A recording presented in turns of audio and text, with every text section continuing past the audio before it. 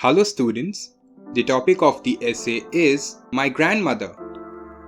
My grandmother is a wonderful person. Her name is Shanta Devi. Although she is 69 years old, she is very active. She can see well and walks without a walking stick. Her hair, though, is completely white. She is the first to rise every morning.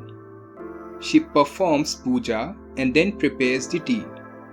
By then, Mummy is up and takes charge of the kitchen.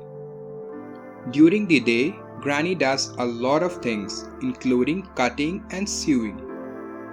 At night, she tells us many interesting stories. Whenever we fall ill, Granny looks after us. I do hope my grandmother lives forever. Don't forget to subscribe.